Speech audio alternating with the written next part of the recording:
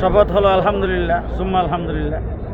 এটা দেশের জন্য একটা কল্যাণকর মনে করি এবং বিগত 17 বৎসর আমরা যারা আন্দোলন সংগ্রামী ছিলাম, দেশবাসী এবং দেশ জাতির উপর যে নির্যাতন নিপীড়ন হয়েছে, এই নির্যাতন নিপীড়নের পরে আজকে শপথ তো অধিক পরিমাণে প্রত্যাশিত এবং আজকে যারা দায়িত্ব পেয়েছেন, বিশেষ করে বাংলাদেশের যিনি মাননীয় প্রধানমন্ত্রী হয়েছেন জনাব তারেক রহমান সাহেব, ওনার কাছে এবং মন্ত্রী পরিষদের কাছে দেশ জাতির পক্ষ থেকে এই প্রত্যাশা যে গত 15 বছর মানুষ যে নির্যাতিত হয়েছে, আশা করি ওনাদের শাসন এবং ওনাদের কর্মকাণ্ডে মানুষগুলি একটা নিয়ামূল বদল, অর্থাৎ একটা এমন একটা অবস্থায় ফিরবে যে প্রত্যেকটা মানুষের মুখে হাসি ফুটবে এবং দেশের মানুষের সেই নির্যাতনের কথা মানুষ ভুলে যাবে এবং দেশ সামনের দিকে এগিয়ে যাবে।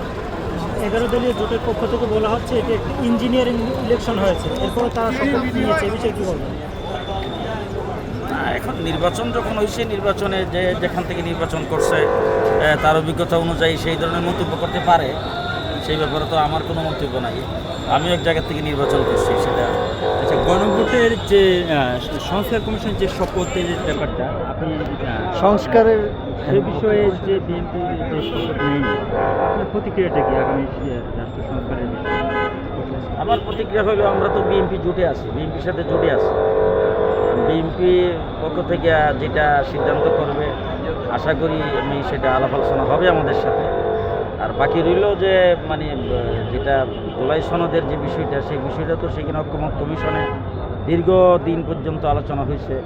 এখানে অনেক বিষয় আছে যে বিষয়গুলিতে নোট অফ ডিসিশন দেওয়া আছে। এই সমস্ত বিষয়গুলি সবগুলি সম্মিলিতভাবেই তো সেটা এখন সংসদ গঠিত হয়েছে, সেখানে পাশ হবে। সেটা আলোচনা পর্যালোচনার মাধ্যমে যেটা দেশের জন্য কল্যাণ হয় সেটাই হবে।